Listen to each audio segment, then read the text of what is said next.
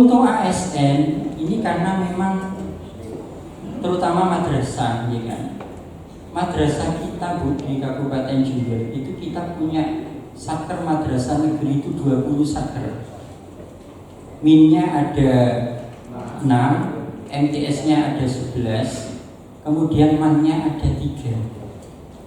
Tapi madrasah swastanya itu hampir 1000, bahkan mungkin 1000 lebih. Berapa? 1184. Dan mereka kadang-kadang juga butuh suplai ASN kita, ya kan? ASN kita untuk bisa membantu madrasah swasta mengembangkan madrasah swasta yang ada di sana. Sehingga kalau menghitung kebutuhan pegawai itu cuma dihitung dari satker negerinya, yang jelas kita nanti kerepotan. Karena ada beberapa ASN kita yang sampai saat ini ada di madrasah swasta dan keberadaan mereka sangat dibutuhkan di lembaga yang bersangkutan. Sehingga kami yang ada di madrasah negeri mau ngambil yang bersangkutan, mau mindah yang bersangkutan masuk di satker madrasah negeri juga ada sisi sulitnya. Kecuali kalau Biro Kepegawaian berani mengeluarkan regulasi bahwa semua yang statusnya ASN harus bekerja di satker negeri atau di KUA negeri, ya kan? Itu baru bisa. Tapi kalau tidak ada regulasi itu kita yang sulit. Nah, ini mungkin beberapa hal yang bisa kami sampaikan terkait dengan jumlah pegawai, kemudian posisi pegawai yang ada di lingkungan kantor Kementerian Agama Kabupaten Jember. Demikian yang bisa kami sampaikan. Sekali lagi kami sampaikan terima kasih yang sebesar-besarnya pada saudara kami dari Biro Kepegawaian Pusat hadirnya di kantor Kementerian Agama Kabupaten Jember, dan kami mewakili kepala kantor mohon maaf yang sebesar-besarnya. Kami tidak bisa menghormat lebih tamu-tamu kami dari Biro Kepegawaian Pusat. Hanya ini yang bisa kami suguhkan kepada tamu-tamu kami dari Jakarta. Dan dengan ucapan Bismillahirrahmanirrahim, sosialisasi peraturan Menteri Pendayagunaan Aparatur Negara dan Reformasi Birokrasi RI nomor 6 tahun 2022 resmi dinyatakan dibuka dan dimulai. Demikian yang bisa kami sampaikan. Mohon maaf atas segala khilaf. Wal afu minkum. Wallahu muwaffiq ila aqwamit thoriq. Assalamualaikum warahmatullahi wabarakatuh. Ya Allah ya Rabb, pada kesempatan pagi hari ini kami berkumpul di tempat ini, ya Allah, curahkan kepada kami ya Allah kebaikan di dunia dan kebaikan di akhirat. Selamatkanlah kami semua ya Allah dari tipu daya dunia dan akhirat. Ya Allah, lancarkanlah acara ini dan mudah-mudahan mendapat kemanfaatan bagi kami, khususnya ASN Kementerian Agama Kabupaten Jember ya Allah. Ya Allah ya Rabb, tunjukkan kepada kami bahasanya benar itu benar adanya ya Allah, dan berikan kekuatan kepada kami untuk mampu mengikutinya, dan tunjukkan pula ya Allah bahwasanya yang salah itu salah adanya, dan berikan kekuatan kepada kami untuk mampu menghindarinya. Ya Allah ya Rabb, hamparkanlah ya Allah permadani petunjuk hidayahmu, ma'unah pertolonganmu dan maghfirah punanmu, sehingga dalam hidup dan kehidupan ini penuh dengan kebaikan di bawah naungan dan ridhomu. Rabbana taqabbal minna innaka antas samiul alim wa tub alaina ya maulana innaka antat tawwabur rahim. Rabbana atina fid dunya hasanah wa fil akhirati hasanah wa qina adzabannar. Bifadli subhana rabbika rabbil izzati amma yasifun wa salamun alal mursalin walhamdulillahi rabbil alamin. Assalamualaikum warahmatullahi wabarakatuh.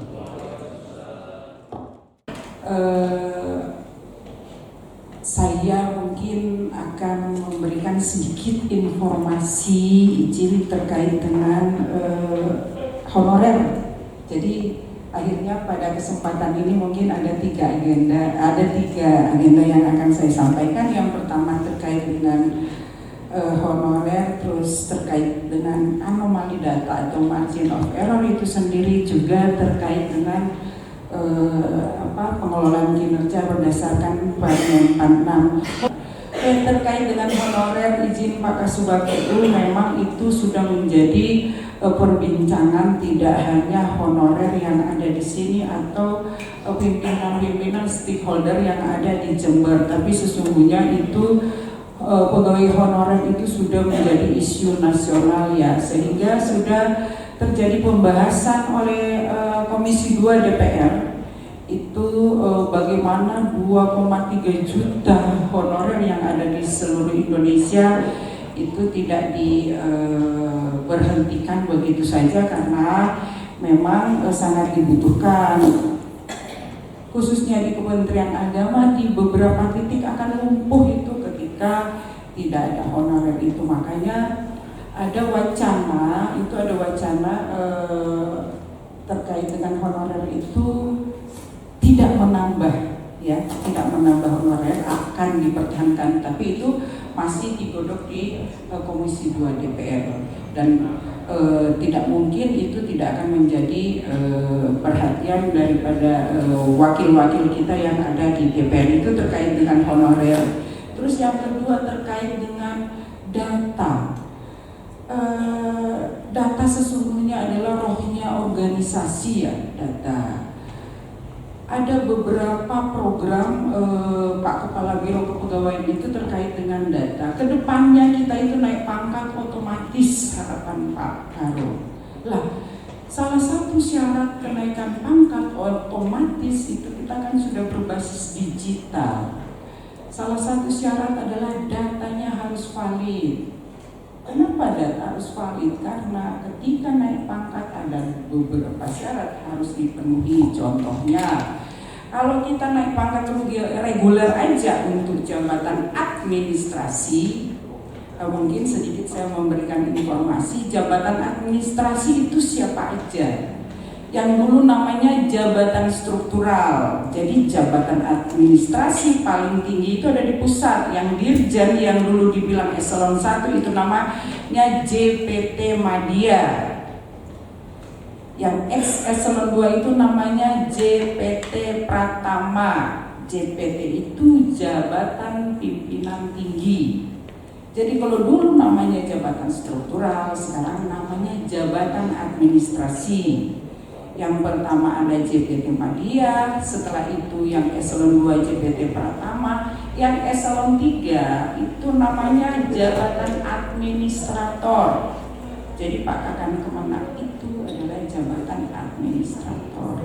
Yang keempat itu yang dulu eselon 4 namanya jabatan pengawas. Jadi seperti itu, jabatan administrasi, ada JPT Madya, Pratama, administrator, dan pengawas. Lah, ketika akan naik pangkat reguler, itu harapan kami itu kalau data sudah valid, karena kenapa? Yang pertama harus ada SKCPNS, ada SKPNS, ada SK pangkat terakhir, dan ada SKP 2 tahun terakhir. Ketika itu sudah ada di Simpek, datanya sudah valid, dokumennya sudah diunggah di sana. Ingat, dokumen asli. Ketika dokumennya fotokopi harus ada legalisir. Kadang-kadang kita kan PNS masih disekolahkan ya. Mungkin pengalaman pribadi. Oke, jadi seperti itu. Kalau itu sudah valid, itu programnya Pak Karo nggak usah pakai usul. SKP itu adalah kompas kita bekerja. SKP itu adalah bargaining kita dengan atasan. Ketika di awal tahun kita bikin sasaran kinerja pegawai, di mana di Permen 6 dibilang itu ada bargaining, di situ ada bagaimana skema pertanggungjawabannya, karena di lampiran SKP itu tertulis ketika kita memenuhi ekspektasi pimpinan, maka ketika kita tidak memenuhi ekspektasi pimpinan, maka di situ ada klausul yang mengatakan, jadi kita bargaining di awal, evaluasi di akhir. Tapi sejauh ini kan evaluasi kinerja itu belum diberlakukan sebagaimana yang diatur dalam Permenpan 6. Contohnya, ketika datang tanda tangan SKP, Pak ini SKP saya, Bapak silakan tanda tangan. Dan itu sebetulnya yang harus kita rubah mindset.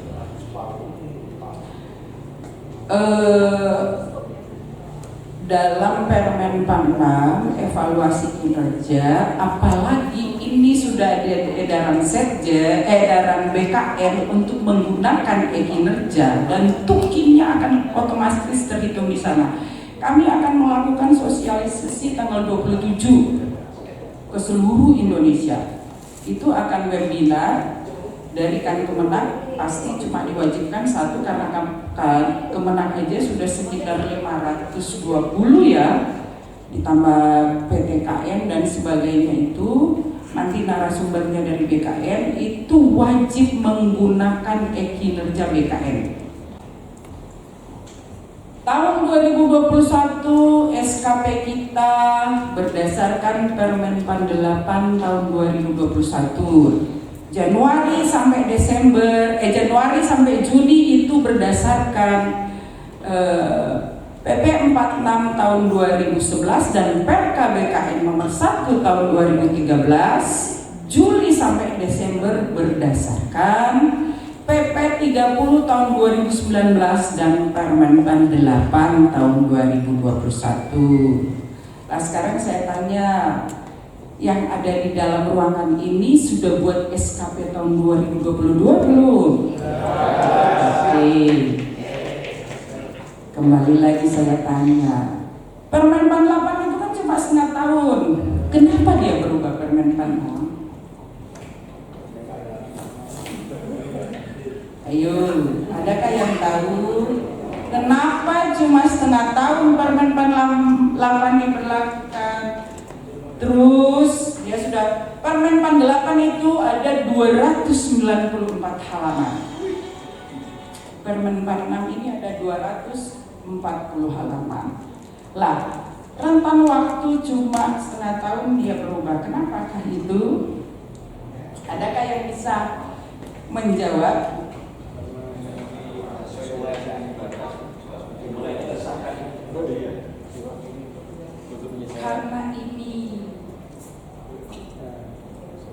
Karena ini dia berubah. Kenapa? Karena karena ini dan ini. Karena tahun 2022 itu sudah ada P3K. P3K itu harus buat SKP, sehingga berubahlah Permenpan 8 menjadi Permenpan 6 untuk mengakomodir P3K.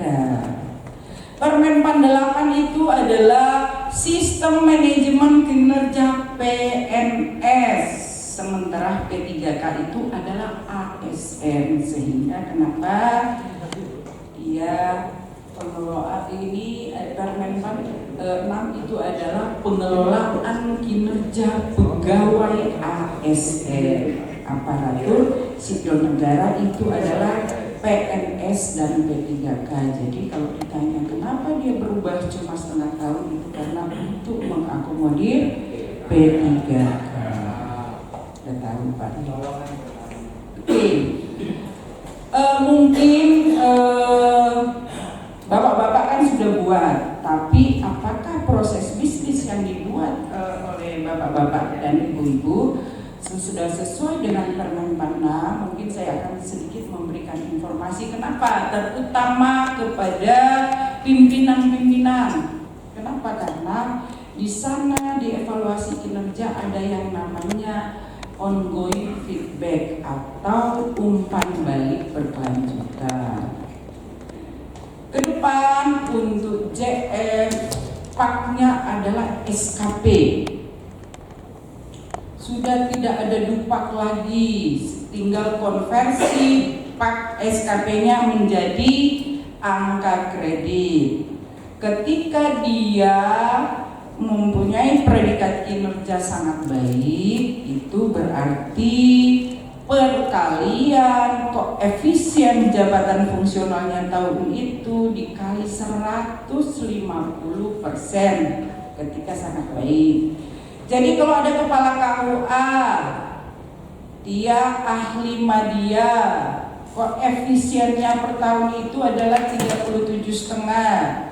Ketika mendapatkan predikat kinerja sangat baik, berarti menjadi 54 sekian paknya. Kemungkinan untuk naik pangkat lebih cepat itu paling cuma 3 tahun, tidak ada lagi yang bisa naik pangkat 2 tahun CF itu. Lah, ketika predikat kinerjanya baik terus, pasti dia naik pangkat 4 tahun, nggak mungkin 3 tahun. Seperti itu ya. Jadi, tapi ada tapinya ya, yang bapak-bapak pejabat penilai kinerja di sini, bahwa yang mendapatkan predikat kinerja sangat baik itu yang mempunyai inovasi, yang mempunyai ide baru. Tapi ide baru bukan ide yang baru di sini, di kepala ide baru yang sudah diaplikasikan.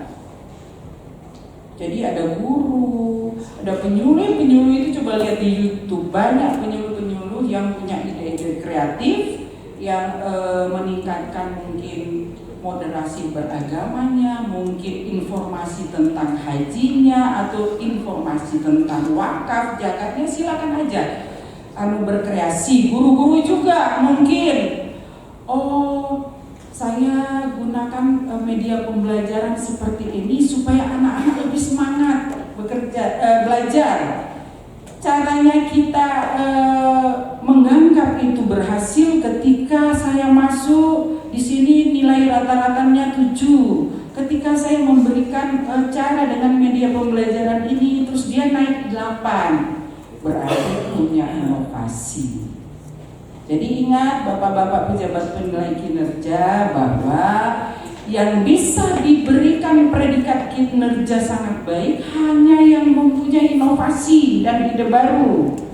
Kalau cuma biasa-biasa nggak ada predikat kinerja sangat baik. Oke. Terus pejabat penilai kinerja itu siapa?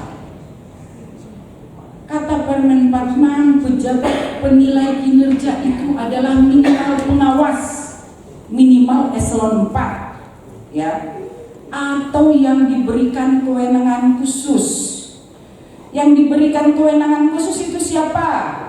Yang diberikan kewenangan khusus sebagai pejabat penilai kinerja kalau di Kemenak ini adalah Kepala Madrasah Aliyah, Kepala Madrasah Sanawiyah, atau PLT. Ada CF yang diangkat PLT itu bisa menjadi pejabat penilai kinerja. Jadi Kepala Madrasah Aliyah, Kepala KUA bukan pejabat penilai kinerja. Kepala Madrasah Ibtidaiyah bukan pejabat penilai kinerja. Tapi ada tapinya. Nanti pejabat penilai kinerjanya Kepala KUA, pelaksana yang ada di bawah KUA, juga penyuluh itu ada di kepala seksi. Cuma kalau penyuluh yang memberikan umpan balik berkelanjutan itu kepala KUA. Kenapa yang paham perilaku kerjanya sama kinerjanya itu adalah kepala KUA. Jadi ada paraf lah kepala KUA di situ untuk ditandatangani oleh kepala seksi. Ya nggak mungkin kepala seksi itu tahu semua pekerjaannya, apalagi KUA-nya ada 31, kasihan Pak Kepala Bimas itu nambah-nambahin pekerjaan. Karena yang paham juga, secara logika yang paham perilaku kerja sama kinerjanya penyuluh maupun perangkat yang ada di bawahnya Kepala KUA. Jadi yang memberikan evaluasi kinerja itu Pak Kepala KUA. Nanti yang tanda tangan karena regulasi mengatakan sebagai pejabat penilai kinerja dikoordinasikan dengan Pak Kepala Seksi, ini loh Pak hasilnya si A, ini loh hasilnya si B, sehingga nanti diparaf oleh SKP-nya, nanti diparaf oleh Kepala KUA. Oke, kita lanjut dulu ya. Jadi proses pengelolaan kinerja itu ini ada 4. Ada perencanaan, ada pelaksanaan, pemantauan pembinaan, ada penilaian dan tindak lanjut. Ini sama persis dengan Permentan 8. Sama persis. Pengelolaan kinerja itu ada 4 tahap. Oke, lanjut. Prinsip umum pengelolaan kinerja ini yang harus diperhatikan baik-baik. Jadi kalau saya bilang ya, Permentan 8 itu esensinya dari pengelolaan kinerja adalah dialog kinerja. Kalau Permenpan 6 saya bilang dialog kinerja plus esensinya. Yang pertama adalah dialog kinerja antara pimpinan dan pegawai. Di mana dialog kinerja ketika kita pengelolaan kinerja? Proses bisnis penyusunan SKP mulai dari RPJMN menjadi Renstra menjadi perjanjian kinerja menjadi SKP-nya Pak Kakan Kemenak. SKP-nya Pak Kakan Kemenak seluruh indikator kinerjanya masuk dalam matrik pembagian peran dan hasil. Itulah yang di breakdown ke seluruh perangkat yang ada di bawahnya. Sekarang saya tanya yang buat SKP, apakah sudah buat matrik peran hasil untuk SKP-nya? Tapi saya juga nggak bilang salah. Kenapa? Karena di beberapa tempat juga ini saya sudah kasih apresiasi. Kenapa? Karena sudah membuat SKP, ada beberapa yang belum. Jadi terima kasih Pak Kasubag TU dan teman-teman kepegawaian yang sudah mengirim seluruh ASN di Kemenak Kudus ini membuat SKP. Ada cuma yang saya sampaikan, ketika membuat SKP belum sesuai proses bisnis itu baru menggugurkan kewajiban. Nah, sekarang tinggal bagaimana proses itu kita sesuaikan aja. Karena kenapa ke depan ketika kita sudah menggunakan kinerja itu ada rambu-rambu yang tak bisa dilanggar, harus sesuai dengan proses bisnis. Jadi intensitas dialog kinerja antara pimpinan dan pegawai itu ada di matrik peran dan hasil itu. Oh, kita punya kegiatan A, si A mendapatkan pekerjaan ini, si B mendapatkan pekerjaan itu. Itulah dibagi peran, hasilnya apa dan perannya apa, itu masuk di dalam materi pembagian peran hasil dialog kinerjanya. Ini kan tidak ada dialog kinerja, sudah ada SKP kan? Enggak apa-apa Pak. Terus yang kedua, prinsip umum pengelolaan kinerja adalah tidak hanya merencana di awal dan mengevaluasi di akhir, tetapi juga bagaimana memenuhi ekspektasi pimpinan, how to meet the expectation. Karena di SKP itu kan ketika buat rencana ada ekspektasi pimpinan yang harus diisi. Ketika diberikan ekspektasi awal, dievaluasi di akhir, apakah ekspektasi yang saya buat itu sesuai dengan harapan. Lah ini tidak ada ekspektasi tapi ada evaluasi, langsung tanda tangan. Itu yang saya bilang baru menggugurkan kewajiban. Terus prinsip umum yang ketiga adalah bukan hanya performance appraisal tapi juga performance development. Bukan hanya penilaian kinerja tapi juga pengembangan kinerja. Kalau ada guru bahasa Inggris jangan protes saya ya, conversation saya ya. Jadi tidak hanya penilaian kinerja tapi pengembangan kinerja. Contohnya seperti ini. Saya target perbaikan data 100. Ternyata realisasinya cuma 75. Oh, tidak hanya dinilai dia bukan kinerjanya yang baik, tapi kita tanya reasoningnya apa, alasannya apa sehingga dia tidak capai mencapai target. Bisa jadi jaringannya yang kurang memadai, bisa jadi aplikasinya yang lagi tidak stabil. Jadi ketika kita buat penilaian itu harus kita tahu masalahnya, karena penilaian kinerja sekarang walaupun kita menggunakan pendekatan kuantitatif tapi penilaiannya tetap kualitatif. Tidak lagi ada angka di sana, cuma ada predikat. Jadi ketika kita melakukan evaluasi kinerja atau memberikan umpan balik berkelanjutan, posisi di sini harus ada alasan. Walaupun saya target 70, realisasi di 75, di ongoing feedback tidak mencapai sasaran karena jaringan kurang memadai, umpama seperti itu. Jadi di kanannya sudah dibilang perbaiki jaringan, tingkatkan, gitu aja. Tidak ada kinerja kurang baik, tidak seperti itu. Ketika pegawai ada alasannya kenapa targetnya tidak mencapai, kita harus memberikan solusinya, bukan langsung menjudge bahwa kinerjanya tidak baik ketika ada dia dari seningnya ada alasannya. Oke, lanjut.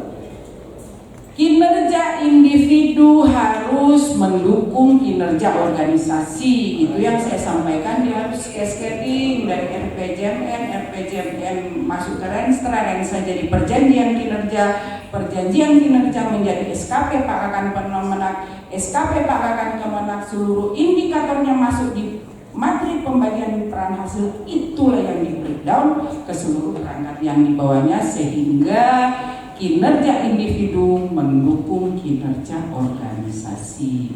Saya sudah ngobrol-ngobrol sama Pak Rudi, prosesnya sudah ada indikator, cuma mungkin belum membuat materi peran dan hasil. Materi peran dan hasil itu harus mengumpul satu ruangan, tidak bisa orang per orang. Umpama Pak Kasubagtemo dengan seluruh perangkat yang ada di situ didialog kinerjakan, mulai turun satu-satu. Peranmu apa, hasilnya apa, perannya apa, outputnya apa, seperti itu yang namanya dialog kinerja. Oke, terus kinerja mencerminkan hasil kerja, bukan sekedar uraian tugas. Jadi yang masuk dalam kinerja rencana hasil kerja itu adalah output, ya. Output, perilaku kerja juga, bagaimana cara dia berperilaku dan berinteraksi dengan orang lain. Jadi sesungguhnya perilaku kerja itu penilaiannya 360 derajat. Di perilaku kerja itu, jadi umpama pelaksana atau JF di Subagteu atau di seksi, jadi selain dinilai oleh Pak Kasubagnya, dinilai oleh teman sejawat, dinilai juga dari luar teman sejawat. Itu harusnya 360 derajat, atas, bawah, kiri, kanan. Yang perilaku kerja. Apalagi tahu-tahu sudah ada tanda tangan ini semua. Nah, ini contoh. Kalau dulu berbasis kinerja, sekarang kerja. Ini adalah contoh bagaimana cara kita membuat RHK, rencana hasil kerja. Contohnya ya, kalau dulu mengarsipkan surat. Kalau sekarang yang masuk dalam RHK kita adalah rekapitulasi arsip surat masuk dan keluar, dikelola sesuai dengan aturan pengarsipan. Itu jadi tidak hanya rencana, tapi juga ada qualifier. Tidak hanya hasil kerja, ada juga kualifikasi. Kualifikasinya itu apa? Sesuai dengan aturan. RHK-nya kinerja rencana hasil kerja ini apalah? Rekap arsip surat masuk dan keluar. Jadi ada rencana kerja, rencana hasil kerja, dan ada qualifier. Oke. Nanti dibaca aja, ini ada hasil, ada qualifier. Ini ada perencanaan kebutuhan, qualifiernya apa? Harus berdasarkan sistem merit siap ditetapkan itu. Terlaksananya penetapan kenaikan pangkat tepat waktu. Qualifiernya apa? Tepat waktu, tepat orang, tepat bayar. Jadi tidak ada lagi di dalam RHK-nya terrealisasinya itu baru kategori, belum output. Terrealisasinya penyuluhan pada wilayah kecamatan A, penyuluhan apal. Terrealisasi itu baru kategori, belum hasil, belum output. Ya. Jadi hasil itu ini perencanaan kebutuhan pegawai berdasarkan sistem merit yang ditetapkan. Terlaksananya penetapan kenaikan pangkat ini kan terlaksana, tapi penetapan kenaikan pangkat tepat orang, tepat bayar. Aplikasi nanti ini belajar aja Pak. Saya itu sebetulnya mendapatkan sosialisasi sama seperti bapak-bapak, cuma 1 kali. Selebihnya saya belajar otodidak, bahkan nggak sampai sedetail ini karena yang ngasih itu direktur kinerja BKN yang ngasih materi, jadi lebih universal, lebih umum, tidak sampai contoh-contoh seperti ini. Lah silakan Pak, di YouTube banyak, apalagi JF itu digali lebih kuat karena SKP itu tidak hanya SKP lampir, kan yang bapak-bapak tanda tangan SKP-nya, lampirannya, evaluasinya sama laporan evaluasi cuma 4, padahal itu ada rencana aksi, ada pendokumentasian kinerja, ada leveling. Ingat, SKP berdasarkan Permenpan berbasis eviden, harus ada data dukung karena di ongoing feedback, di umpan balik berkelanjutan tertulis, realisasi berdasarkan bukti dukung. Bukti dukungnya ada di pendokumentasian, kalau di kinerja ada lokernya.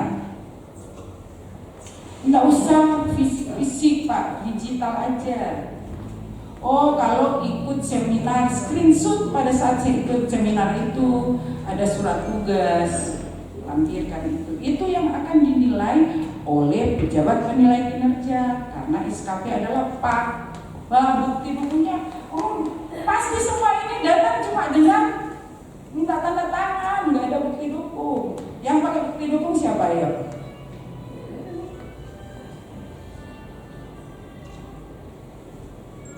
Yang datang nanda tangan SKP ke pimpinan bawa bukti dukung siapa yuk? Ya, gak ada, nggak sah itu. Kalau nggak bawa bukti dukung, bawa digital Bapak ini.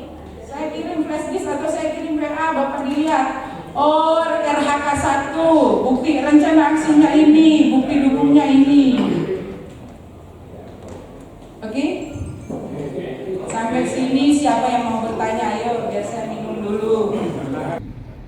Terkait dengan SKP, Ibu, kami ini belum dong terkait dengan penilaian.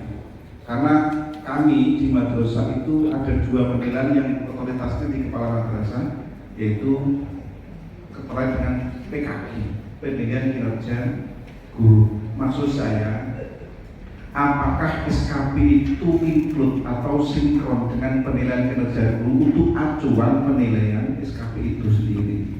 Karena kalau kita breakdown-nya itu ke guru, kepala madrasah kan ke guru breakdown, itu kadang-kadang kesesuaiannya tidak begitu ini. Karena katakan seperti di situ ada pegawai dan ada guru, ngerti gitu. Nah, di pegawai itu ada hubungannya dengan administrasi, sedangkan guru ada hubungannya dengan pembelajaran. Nah, kemudian di dalam penilaian itu ada ukuran-ukuran yang tidak sama dengan admin-admin di kantor. Apakah itu tergantung dari perencanaan secara tidak langsung admin ini, maksudnya pegawai ini bisa merencanakan di luar admin yang ada di luar madrasah. Satu contoh ini, di madrasah itu ada pegawai yang ngurusi terkait dengan non administrasi. Contoh, di situ ada kepustakaan, kemudian di situ ada japel, kebun dan seterusnya, dan itu tidak butuh administrasi. Dan mungkin itu perlu, apakah itu sama dengan penilaian yang ada di kantor. Yang kedua, saya ulangi lagi biar agak dong ini, guru itu dan pegawai di madrasah itu tidak sama, kemudian kan breakdownnya di kepala kan boleh. Nah, kepala di sini praktis pengawasannya di guru, sedangkan di administrasi itu kurang begitu banyak kalau saya lihat dari SKP itu. Nah, bisa jadi pegawai di madrasah itu banyak pekerjaan yang tidak sinkron dengan administrasi. Ini mohon solusinya. Yang pertama terkait dengan ada SKP izin Pak yang bertanya. Jadi SKP bagaimana dengan ketika JF-nya pelaksananya itu bekerjanya tidak sesuai dengan tusi sendiri atau uraian tugas? Sangat bisa Pak. Nanti akan ke sana kita. Sistem kerja kita sekarang itu sudah cross function, sudah lebih kolaboratif. Bisa kita kerja di tidak hanya sebatas subak atau seksi, tidak sebatas kemenang, tidak sebatas kanwil, bahkan antar instansi bisa. Dengan catatan harus ada persetujuan pejabat penilai kinerja. Jadi ada staf Bapak nanti untuk kerja di madrasah B, bisa. Bukan pindah ya, tapi dia mendapatkan pekerjaan di tim kerja di sana bisa. Karena sekarang lebih cross function, lebih agile, lebih lincah. Selama tidak mengganggu tugas dan itu untuk memenuhi analisis beban kerjanya sebagai pelaksana dengan grade sekian, sangat bisa. Contohnya Bapak bilang, oh dia pelaksana kok tugas sebagai pustakawan, sebagai pustakawan kan, nggak apa-apa, bisa Pak. Sangat bisa. Sekarang lebih lincah, lebih agile, lebih kolaboratif. Itu nomor 1 sudah ya Pak. Terus kata Bapak, apakah sinergi antara PKG dan SKP? Kalau PKG saya belum pernah lihat, tapi ada ukuran-ukurannya kan, nggak akan berbeda, nggak akan merubah dengan apa yang ada di SKP Pak. Silakan. Terus terkait dengan UKOM. UKOM itu untuk orang yang mau naik jabatan. Dari ahli pertama ke ahli muda, dari muda mau ke madya. Untuk UKOM juga angka kreditnya harus batas cukup untuk kita umpama mau ke ahli muda harus 300 ya. Jadi dia harus sudah punya PAK, itu baru bisa UKOM. Jadi PAK mencukupi dulu, baru disyarat UKOM itu PAK. Sekarang mau naik pangkat dari menaik jabatan harus juga sudah ada hasil UKOM, sudah ada PAK, harus ada formasi. Ketika usul ke Jakarta atau ke Kanwil aja, terus lihat formasinya nggak ada, dia nggak bisa. Jadi kenapa seperti itu? Karena berdasarkan hasil pemetaan Menpan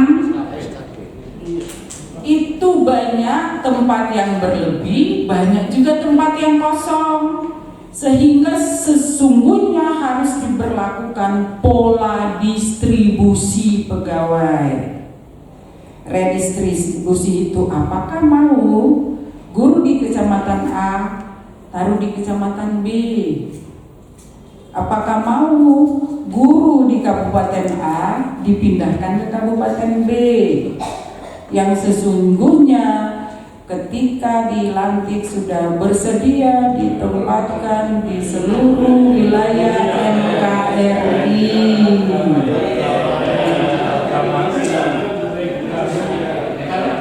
Itulah yang kurang dari kita ASN, berbeda dengan pegawai swasta.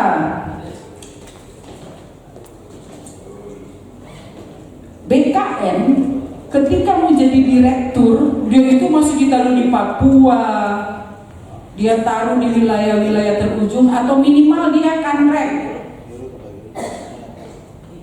Nah itu syukur-syukur yang JPT kita kan sekarang sudah diberlakukan, itu bersedia ditempatkan di mana saja. Karena sesungguhnya ketika dia pindah karena organisasi yang JPT itu kan seluruh pegawai itu kan perjalanannya ditanggung oleh pemerintah. Jadi JF ke depan itu nggak mudah, karena dia naik karena formasi, kinerjanya harus baik, seperti itu. Itu terkait dengan terkait dengan mutasi. Oh, apakah kita bisa narik yang di swasta nggak ada regulasi? Swasta juga itu warga negara Kesatuan Republik Indonesia. Yang di swasta juga itu untuk membuat generasi masa depan jadi pintar. Cuma lagi kan di negeri juga ini yang diatur oleh kita itu masih banyak yang kurang. Makanya lewat wakil-wakil kita di DPR itu ini lagi digodok regulasinya terkait dengan honorer. Honorer kita itu ada 2,3 juta. PNS kita ada 4 juta sekian, separohnya honorer. Dengan honorer aja ada beberapa satker itu hampir tumbang karena tidak terpenuhi antara beban kerja dengan ASN yang ada, sehingga tidak mungkin itu tidak dipikirkan oleh pemerintah. Oke Pak, cukup jawabannya? Kita lanjut? Atau masih kurang? Ada yang kurang dari pertanyaan tadi? Terkait mutasi BPK ke satker. Lah itu yang saya sampaikan tadi. Apakah berarti kepala kementerian langsung tarik? Nah, itu yang saya bilang tadi Pak. Swasta juga itu warga negara Kesatuan Republik Indonesia. Tapi sesungguhnya yang paham mutasi itu nanti teman-teman bagian mutasi. Saya coba nanti apakah dari regulasi yang memungkinkan untuk menarik, karena saya paham juga yang dimaksudkan oleh Bapak bahwa kita juga di Kemenak lebih butuh mereka secara finansial bisa punya anggaran untuk mengadakan atau mencari guru seperti itu. Seperti itu Pak. Cuma itulah nanti coba saya komunikasikan dengan teman-teman bagian mutasi apakah ada regulasi. Saya takut Pak, saya takut saya salah menyampaikan informasi. Saya akan berkoordinasi, saya tampung untuk itu apakah ada regulasi yang mengatur bisa akan Kemenak langsung menarik untuk ditempatkan di tempat yang dibutuhkan oleh madrasah-madrasah yang diasuh oleh Kementerian Agama. Oke Bapak, ya. Oke, saya dapat jempol, makasih jempolnya. Itu jempol bisa dipakai buat SKP loh Pak, menyerahkan SKP. Oke, kita lanjut. Ini pengelolaan kinerja yang tadi saya sampaikan harus sinergi antara kinerja organisasi ke kinerja individu. Jadi dari perencanaan menjadi kinerja ini harus cascading, harus mengalir, harus ada benang merahnya, harus kawin. Oke, yang pertama lihat gambaran keseluruhan organisasi dari Renstra, bahkan dari RPJMN menjadi Renstra, dari Renstra menjadi perjanjian kinerja, dari perjanjian kinerja menjadi SKP, pimpinan JPT atau pimpinan Satker Mandiri. Pimpinan Satker Mandiri itu yang saya sampaikan tadi, Kepala Madrasah Aliyah Sanawiyah. Oke ya. Rektor, karena di regulasi mengatakan pejabat penilai kinerja minimal itu adalah pengawas, berarti eselon 4 atau yang diberikan kewenangan khusus. Kewenangan khusus itu ada rektor, ada ketua STAIN dan sebagainya, ada kepala madrasah, ibtidaiyah dan sanawiyah. Oke. Terus menyusun manual IKU itu untuk pimpinan Satker Mandiri. Jadi SKP-nya kepala madrasah aliyah dan sanawiyah itu adalah format SKP JPT, sama dengan Bapak Kakan Kemenak. Itu adalah duplikasi dari perjanjian kinerja. Beda loh. Format SKP kepala madrasah aliyah sanawiyah itu sama dengan Pak Kakan Kemenak. Itu adalah given dari perjanjian kinerja. Perjanjian kinerja itu diisi semua itu di dalam SKP-nya Pak Kakan Kemenak maupun kepala madrasah aliyah dan sanawiyah itu adalah isi daripada perjanjian kinerja. Setelah itu menyusun strategi pencapaian hasil kerja. Dari sini itu adalah membagi peran hasil berdasarkan strategi pencapaian hasil kerja. Itu yang saya sampaikan tadi, matriks pembagian peran hasil. Setelah itu menetapkan rencana hasil kerja, penetapan klarifikasi ekspektasi oleh pimpinan. Jadi buat SKP itu, ekspektasi saya pada CF ini loh. Ketika evaluasi tidak sesuai ekspektasi, tulis tidak sesuai ekspektasi, perlu ditingkatkan. Itu hasilnya yang diisi, bukan Bapak tanda tangan. Tidak tahu apa isinya.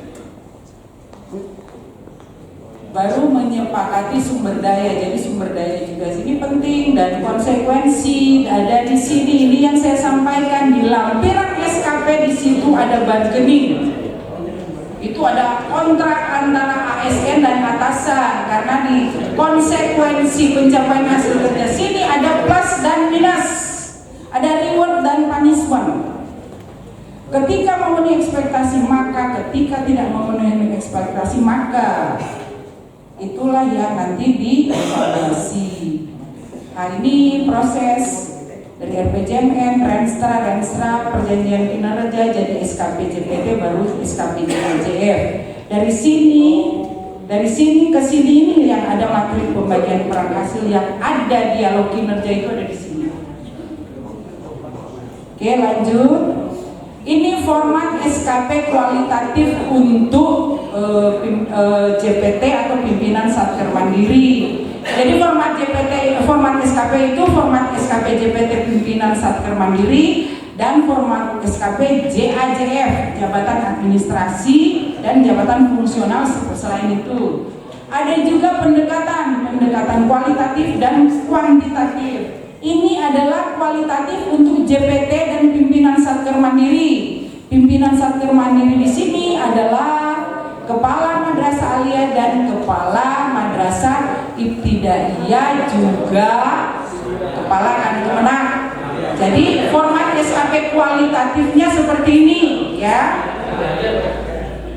Yang format baru perilaku kerja, ini yang diisi, ekspektasi khusus diisi.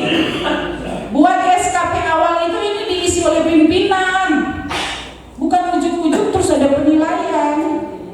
Jadi buat SKP awal itu sudah ada berkening di sini dan yang isi ini pimpinan. Ini rencana hasil kerja diisi oleh pimpinan, bukan ujuk-ujuk. Oh iya, oke, lanjut. Ini yang kuantitatif. SKP-nya Pak Kakan Kemenak, kepala madrasah aliyah dan sanawiyah, formatnya seperti ini. Ini adalah isian dari, jadi perjanjian kinerja itu pindah ke sini. Ya, ini isi perjanjian kinerja pindah ke sini. Ada tambahan. Kalau Permenpan 8 tidak ada ini. Kalau Permenpan 6 ada. Perspektif ini adalah pilih mana yang paling dominan. Di sini ada perspektif penerima layanan, penguatan internal, proses bisnis dan anggaran. Oke, jadi ingat, ini format SKP-nya Pak Kakan Kemenak, kepala madrasah aliyah dan sanawiyah. Ini adalah duplikasi dari perjanjian kinerja. Lanjut, ini manual indikator indikator, tidak ya. Ini menyusun strategi pencapaian untuk pimpinan Satgas Mandiri. Ini yang saya ditanyakan Bapak tadi itu, apakah bisa? Oh bisa. Kalau dulu kan sistemnya hierarki tradisional ini, kalau sekarang apa? Jadi teman-teman kami di Biro Kepegawaian tidak hanya di satu tim, sudah banyak tim dia intervensi. Ya, jadi sistem kerjanya itu lebih kolaboratif, dinamis, function lebih lincah. Oke, dengan dukungan SPBE, sistem pemerintahan berbasis elektronik. Ini syarat-syaratnya diingat, ya. Oke, tapi jangan di sini butuh tenaga dia terus difungsikan ke tempat lain. Jangan terus karena sistem kerjanya lebih dinamis kolaboratif terus si A ada di Subak ini Subak TU, dia dibutuhkan di sana, kasihan overlap nanti terlalu banyak pekerjaannya. Oke, ada metode cascading, ada direct cascading. Kalau cascading itu pendekatan pembagian aspek, pembagian wilayah atau beban target kuantitatif. Sementara ini pendekatan layanan atau output antara. Output antara itu apa? Hasil kerja yang tidak langsung selesai untuk satu orang. Jadi dibutuhkan beberapa orang baru dia selesai. Contoh output antara itu seperti ini, dan saya asumsikan ini ada di Dispenduk Dinas Kependudukan. Ada 900 KTP. Kasih A menyelesaikan 300 KTP mulai dari berkas sampai jadi KTP. Kasih B sama, kasih C sama, itu namanya direct cascading atau cascading secara langsung. Kalau yang non direct cascading itu ini ada 900 KTP, kasih A menyelesaikan 900 pekerjaan KTP tapi cuma berkas usul yang diverifikasi. Kasih B 900 juga, tapi dia cuma input data. Kasih C ini cetak dan serahkan ke ASN. Itulah yang namanya non direct cascading atau output antara. Kalau di KUA di dalam satu KUA itu menyelesaikan mulai dari pencatatan sampai dia menikah. Berarti dia apa? Kecuali di kecamatan A yang catat, kecamatan B yang dinikahkan, kecamatan C yang laporkan, itu tidak mungkin kan? Itu namanya dari non. Karena mulai dari catat sampai selesai itu ada di KUA situ sampai selesai menikah, itu namanya direct cascading. Oke, ini workflow. Ini yang namanya matriks pembagian peran hasil. Seluruh indikator kinerja Pak Kakan Kemenang ini taruh di sini terus mulai diturunkan. Siapa yang berperan apa? Itu yang diajak makan Pak Rudi, saya tidak pergi karena saya buat itu. Tinggal silakan Bapak-bapak turunkan ke bawah karena ada 149 indikator plus 1 direktif. Jadi pekerjaan yang tadi yang Pak Kepala Madrasah tanyakan itu nanti saya gambarkan sebentar di materi peran hasil. Biasanya Pak saya masih materi ini 2 hari. Jam 8 sampai jam 5 sore. 2 hari ini. Lanjut tinggal 45 menit. Lanjut. Karena saya besok ada acara lain. Oke ya. Menetapkan rencana hasil kerja utama dan tambahan. Kalau dulu yang menjadi fungsi kita itu adalah kinerja utama, ya kan? Sekarang tidak. Kinerja utama adalah yang prioritas kalau prioritas rendah itu kinerja tambahan. Yang mengkategorikan itu tinggi atau rendah itu atasan. Oh, itu tidak terlalu penting, masuk aja di kinerja tambahan. Terus yang kedua, kalau dulu PLT itu adalah kinerja tambahan, ini menjadi kinerja utama. Oke ya, itu aja perbedaannya. Nanti dibaca. Lanjut. Itu yang saya sampaikan tadi. SKP disusun 2 pendekatan, kuantitatif dan kualitatif. Silakan milih kuantitatif atau kualitatif. Kuantitatif aja udah pusing, apalagi kualitatif.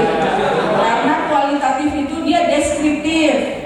Kita nulis semua mulai dari rencana kerja, indikator dan target. Dia harus yang ini. Dia deskriptif, dia menyatu. Baru ini udah jelas ukuran IKIM-nya. Jadi untuk mengukur indikator kinerja ada 4 aspek: kuantitatif, kualitatif, waktu, biaya. Kalau saya bilang di madrasah untuk guru mengukur kualitatif itu gampang. Cara mengukur kualitatif kan cuma dilihat dari nilai, ya kan? Tapi kalau di kantor-kantor kita mengukur kualitatif itu harus ada dasar hukum, bukan dasar hukum, dasar penetapan. Saya contohkan data. Kalau di pegawai masih bisa kenaikan pangkat tepat waktu, yang Oktober, yang April kualitasnya berarti sesuai kan dengan program target. Tapi kalau data, saya bilang kualitas data 95%, mengukurnya dari mana dia 95%? Agak sulit. Makanya saya sendiri, karena mengukur ini kita bisa kuantitas, bisa cuma pakai satu aspek, 2, 3, 4, salah 1, salah 2, salah 3. Kalau yang ada anggaran kan cuma yang pimpinan satker. Jadi cuma mau pakai aspek kuantitas dan waktu boleh, kuantitas semua tiga-tiganya, kuantitas, kualitas, waktu boleh, silakan. Baru IKI tidak boleh secara mutlak. Kenapa? Untuk yang nyawa, cedera, pelanggaran atau keamanan nasional tidak boleh ditarget, tidak boleh di range. Jadi kan kira-kira yang akan meninggal tahun depan sekian nggak bisa, itu harus pakai data statistik ya. Yang seperti itu harus data otentik, jangan pakai target range atau dikira-kira. Kalau harus smart, ya sudah tahu kan, harus spesifik, realistis, memiliki batas waktu, sesuaikan dengan kondisi internal dan eksternal organisasi.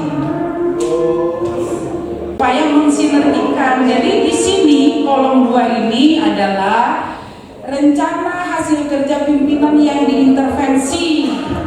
Ini dari mana? Itu dari matrik peran hasil itu yang dibuat. Atau ini adalah indikator kinerja individu Pak Kepala yang masuk di kolom 2 ini. Baru diisi rencana hasil kerja kita, aspek apa aja yang mengukur, baru target. Oke, ini dia yang kualitatif.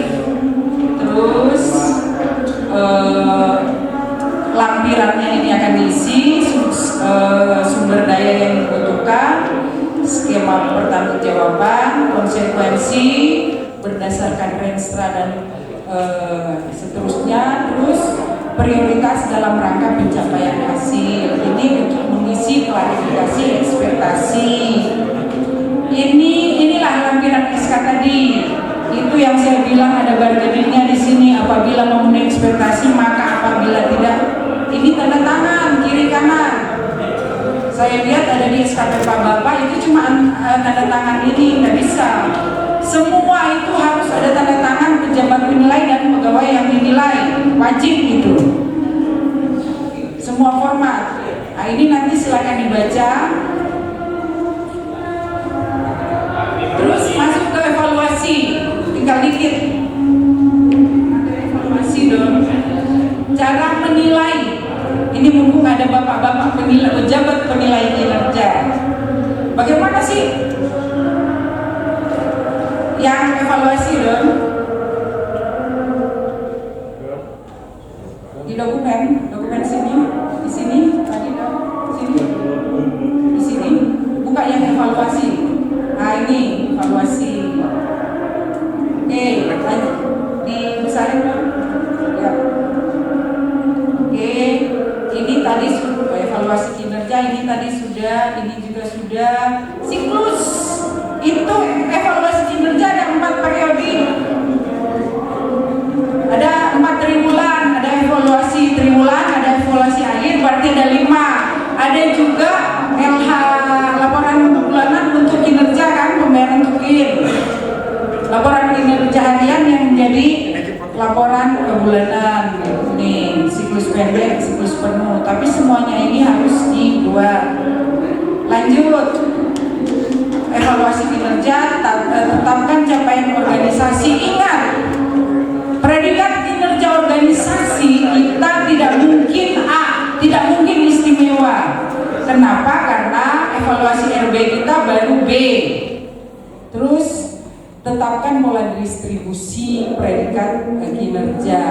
Kalau ini yang sudah mau dilakukan, kita gunakan pola distribusi ini berdasarkan predikat kinerja, itu akan berpindah dari kecamatan A ke kecamatan B, ke Kemenag A ke Kemenag B. Oke, ini udah tahu tadi. Nah, ini cara menghitung. Ini untuk organisasi ya, ingat, ini untuk organisasi. Predikat kinerja organisasi itu cuma ada istimewa, baik, cukup, kurang, sangat kurang. Cara hitungnya gimana? Oh, kinerjanya Kementerian Agama berdasarkan evaluasi RB itu cuma baik. Evaluasi RB kita baru baik, ya, Kementerian Agama. Oh, ini hasil IKU ekspektasi pimpinan kinerjanya siapa?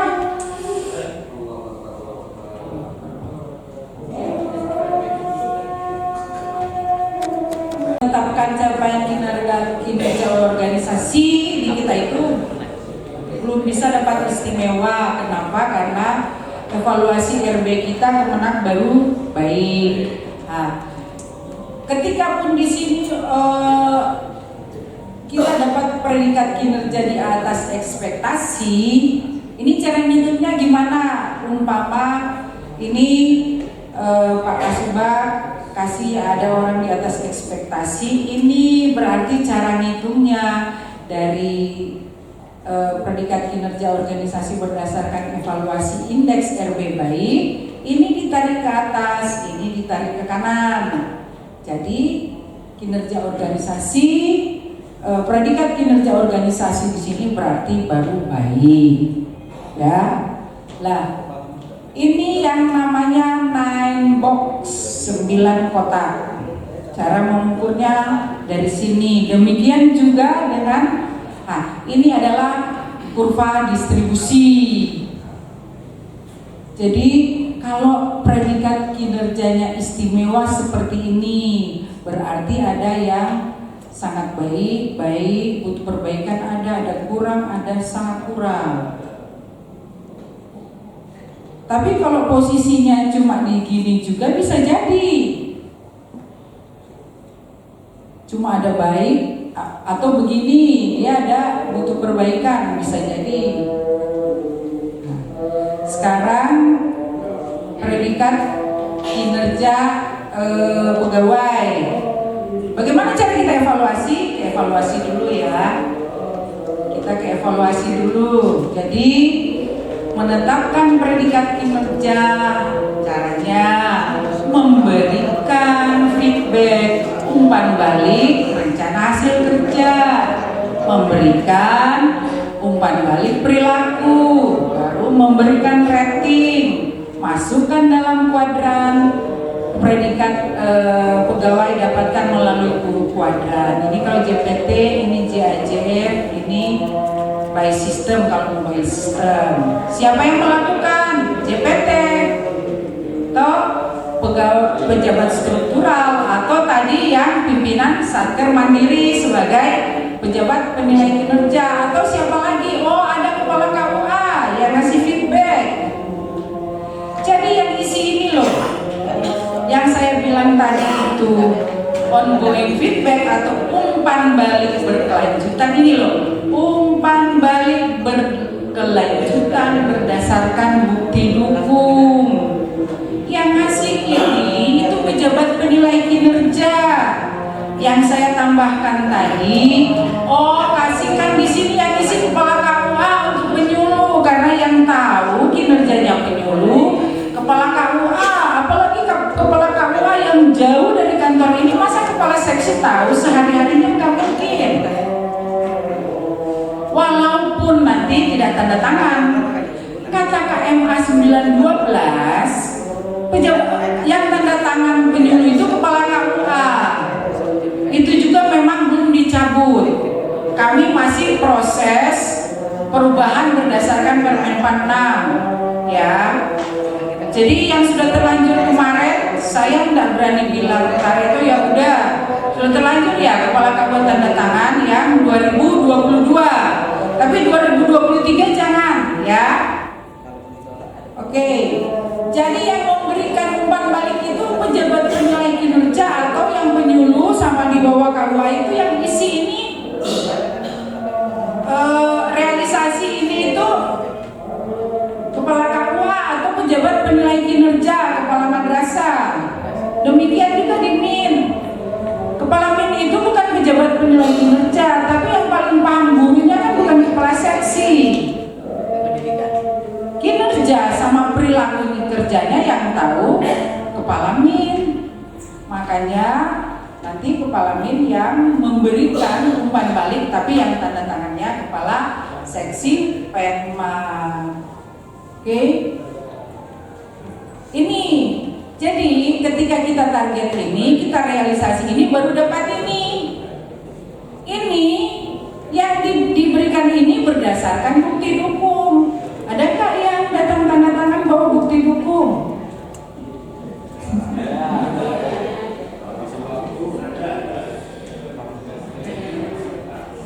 Oke, lanjut.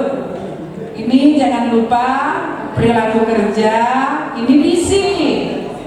Coba baca isiannya. Ini dari pimpinan, dari teman.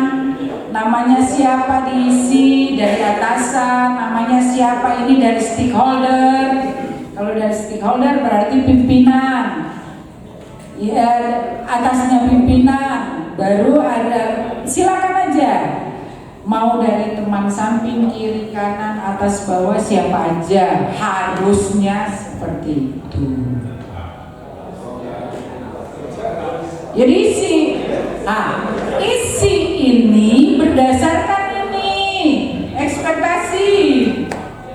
Oh, ekspektasi pimpinan ini, oh realisasinya ini. Silakan. Oke. Nanti predikat kinerja memberikan hasil oh di atas ekspektasi, sesuai ekspektasi, atau di bawah ekspektasi. Ini cara ngitungnya. Cara menghitung predikat kinerja pegawai. Oh, hasil kerjanya di atas ekspektasi, perilaku kerjanya di atas ekspektasi. Tarik ke sini menjadi sangat baik. Kalau perilaku boleh di atas ekspektasi tanpa syarat, cuma pengamatan pimpinan dan teman-teman. Tapi kalau ini harus ada inovasi, ya, harus ada inovasi, harus ada ide baru, sehingga predikat kinerjanya ketika dia hasil kerjanya di atas ekspektasi, perilaku kerjanya di atas ekspektasi, tarik ke atas, tarik ke kanan, dia menjadi sangat baik. Oke, ini sudah tadi. Ingat, SKP sudah diajukan di awal dan disetujui, diberikan ekspektasi, buat rencana aksi, sampaikan bukti buku. Dari bukti dukung dibuat realisasi oleh pimpinan, berikan ongoing feedback atau umpan balik berkelanjutan, penetapan rating baru penetapan predikat kinerja. Ini nanti silakan dibaca. Saya memberikan sedikit masukan tentang matrik peran dan hasil, file yang di bawahnya dulu. Ini saya coba susun tadi malam, tapi saya nggak bisa breakdown karena yang bisa breakdown masing-masing satker berdasarkan dialog kinerja. Oke, ini adalah jadi setelah jadi SKP buat matrik peran hasil. Pak Kasubag, inilah yang format matrik peran hasil. Ke atas lagi dong. Nah, ini matrik pembagian peran hasil. Perannya apa, hasilnya apa? Ini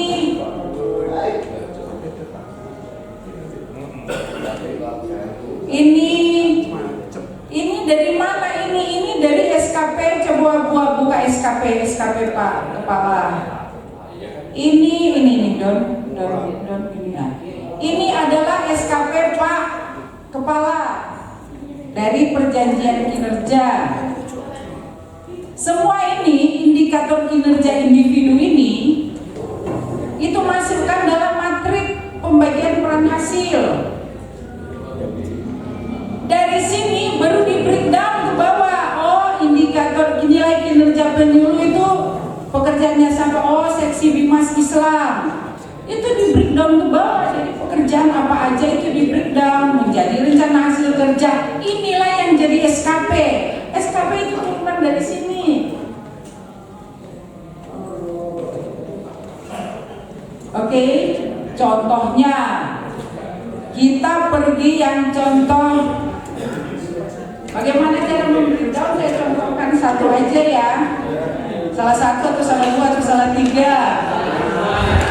Kan ada pendidikan, ada urusan, ada Bimas Islam, ada pendidikan, ada TU, ada haji. Coba kita yang di depan ini dulu, nilai di sini tulis dong. Siapa? Kasih Bimasnya. Di sini tulis kasih Bimas.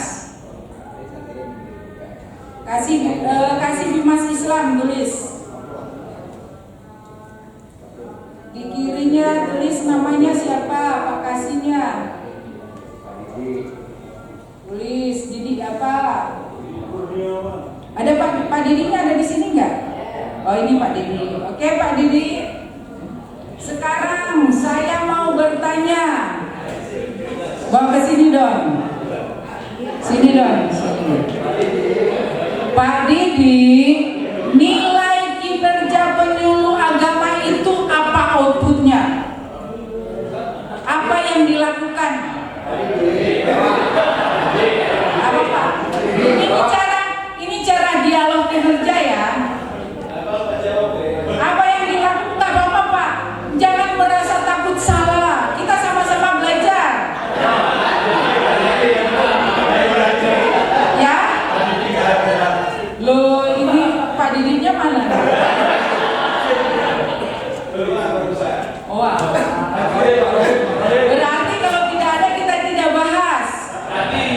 Sekarang kita pergi ke yang ada siapa? Haji. Cari indikatornya haji. Ctrl F haji aja. Ctrl F haji. Lulus. Mana? Haji. Oke. Nanti kita hapus ya yang di Mas Islam, anggap aja di kolom 2 ini haji. Bawah situ. Nah, sekarang persentase pusat ke kiri ya. Persentase pusat layanan haji yang memenuhi standar, kalau itu jelas bangunan ya. Cari kita ke kanan, persentase calon jemaah haji batal, taruh di sini dia. Oke. Sekarang Pak Didi lagi. Pak siapa? Pak Mustahil. Apa output dari indikator apa yang dilakukan oleh Bapak? presentasi haji yang batal. Apa pekerjaannya apa aja? Apa yang Bapak lakukan? Dibesarin dikit dong. Naikkan presentasi. Persentase calon jemaah haji yang batal diberangkatkan pada tahun bersangkutan. Iya, enggak, iya apa aja pekerjaan yang dilakukan?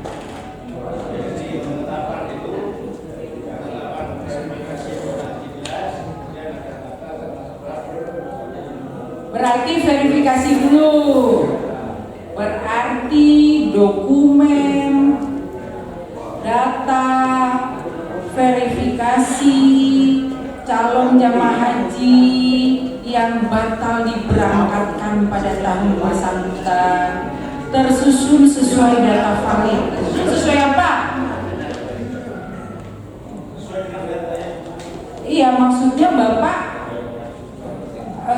dia verifikasi data tersusun sesuai ketentuan aja ya, Don? Atau sesuai kuota? Tersusun sesuai kuota. Tapi itu Don lengkapi jamaah, dokumen, data, verifikasi calon jamaah haji batal berangkat tetap Don. Caranya kopi di atas bawa ke bawah. Enak kopi atas kopi. Tapi ini ya Don yang di atas ini kopi bawa ke sini. Kopi bawa ke situ. Terus hapus presentasenya.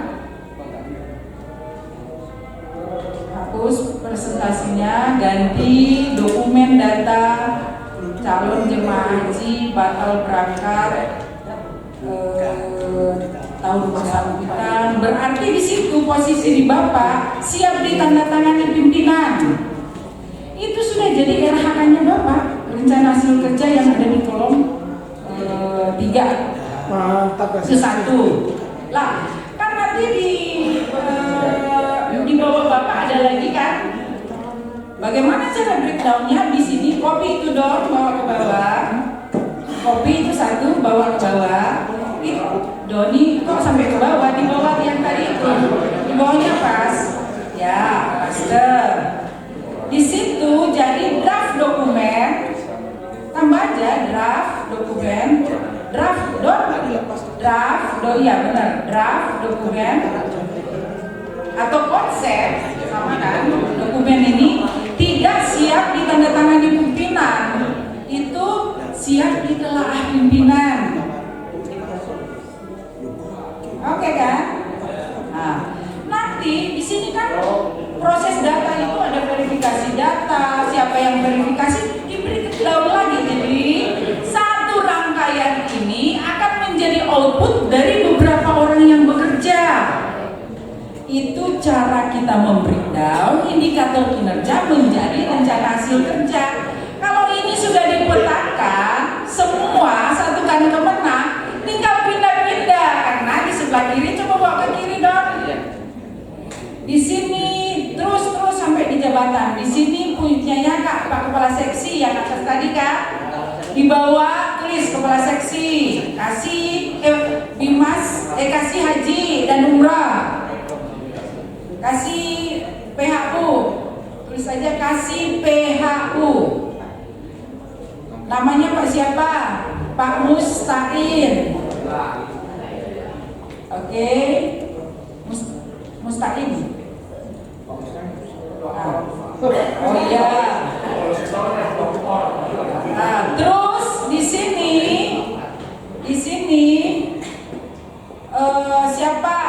siapa Pak namanya yang bikin konsep itu contohnya? Iya. Jaim.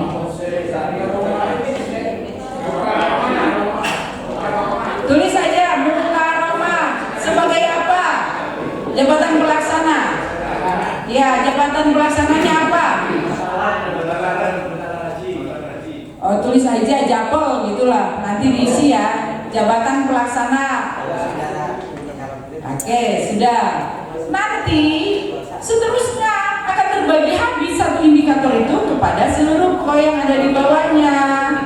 Kalau sudah semua, ini kan sudah ada nama, perannya apa, tinggal pindah Pak. Yang jadi di kolom 2 tarik ke atas dong. Yang jadi enggak di pekerjaannya. Yang jadi nanti di kolom 2 di SKP itu rencana hasil kerja yang diintervensi itu ini. Mana tadi dong yang di siang tadi? Terus Haji, kontrol F aja. Ini jadi di kolom 2 Pak. Kolom 2 di SKP Bapak, saya ini.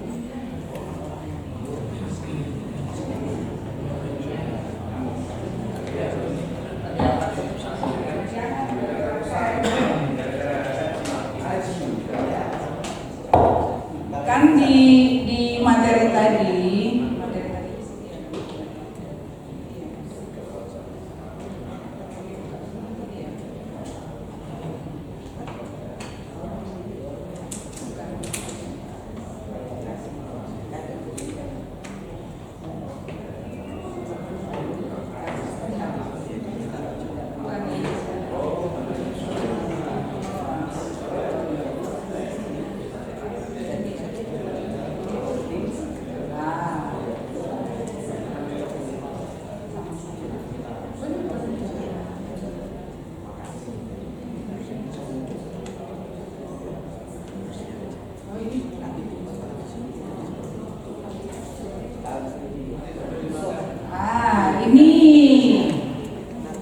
Bapak bikin SKP ini kan, indikator tadi Pak Kepala itu masuk di sini. Rencana kinerja atasan yang diintervensi, baru RHK-nya tadi Bapak masuk di sini. Itu namanya sinergi antara kinerja organisasi dan kinerja individu. Kalau ini bicara A, ini bicara B, nggak nyambung, nggak kawin. Cara mengawinkan pakai materi pembagian peran hasil. Itu proses bisnisnya. Buatlah SKP 2023 itu seperti itu. Oke? Saya istri saya kan punyanya saat SKP saya. Tapi saya nggak bisa share ini ya, masih on proses. Yang 2000 Enggak Bapak. Saya masukkan materi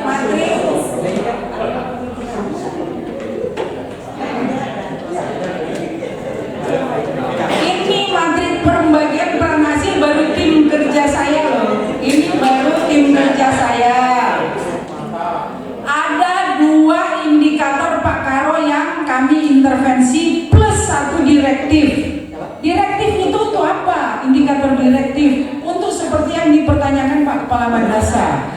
Ketika rencana kinerja atasan langsung yang akan diintervensi tidak ada, pakai indikator kinerja direktif di kolom 2. Contohnya apa?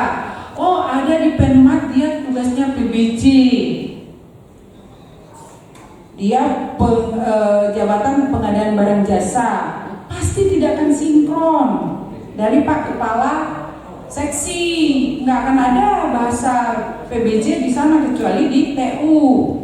Nah, itu yang pakai indikator kinerja direktif. Atau ketika dia sudah ahli muda, dia bisa intervensi langsung ke indikator Pak Kepala tanpa turun dari Kepala Seksi. Indikatornya aja, tapi pejabat penilai kinerjanya nanti ahli muda Pak Kepala ya, tapi ongoing feedbacknya tetap dari Kepala Seksi. Jadi seperti itu. Nah sekarang ini ada 2 indikator yang saya intervensi, tapi jadi berapa ayo pekerjaan saya ini? Hanya contoh presentase data ASN yang